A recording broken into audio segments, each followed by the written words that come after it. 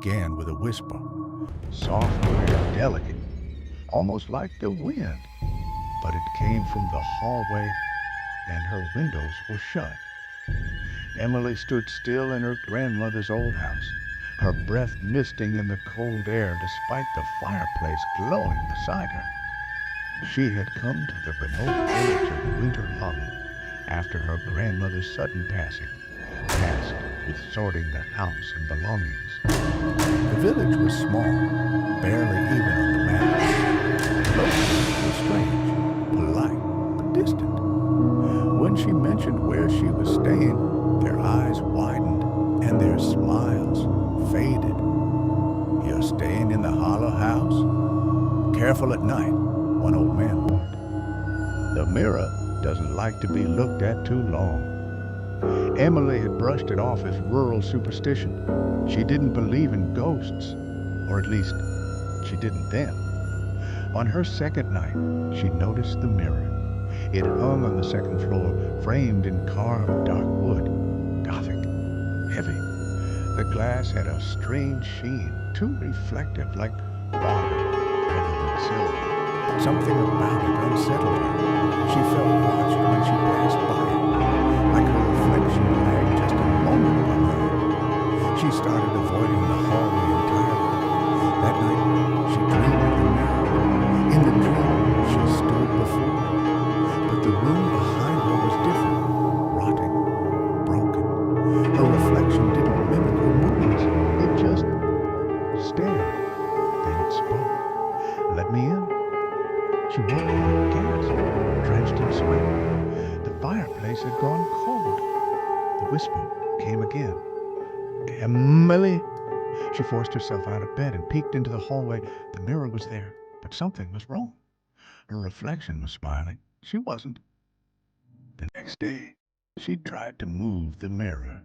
It wouldn't budge. She even called a local handyman. He touched the wood, frowned, and shook his head. "Never seen anything like it. Feels like it's part of the wall." He left quickly, too quickly. That evening, as the sun sank behind the snowy hills, she stood in front of the mirror again. Slowly, cautiously, her reflection stood with her. Then it blinked, out of sync. Emily took a step back. Her reflection did not. It stepped forward. The lights went out. She screamed, stumbled down the hallway, slammed the bedroom door shut. Her phone had no signal. The wind howled outside like a choir of broken voices. She heard footsteps in the hallway, but she was alone in the house. The next morning, the mirror had changed. It no longer reflected the hallway. Now it showed a different room, a stone chamber, lit by candles.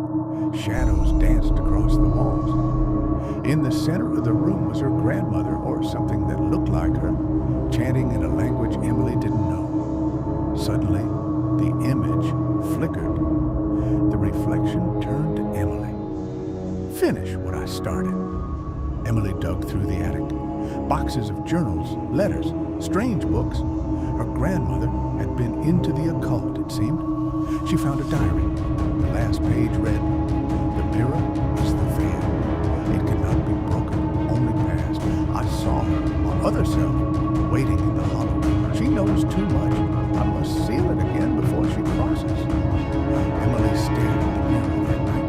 She touched the glass. It rippled, cold like ice, and then it went through. Emily awoke on stone, the same chamber from the reflection. Candles flickered, the air reeked of mildew and age. At the edge of the room, something stirred. Her reflection, wrong, eyes too wide, skin too pale, a grin that didn't belong on any human face. "Now you're in my place." The mirror behind Emily shimmered. She ran for it. Her reflection lunged. She crashed through the glass. Emily gasped, landed back in the hallway.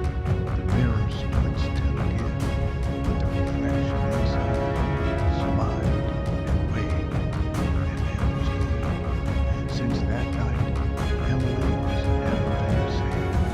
She locks every mirror in her avoids reflections, never sleeps with lights on.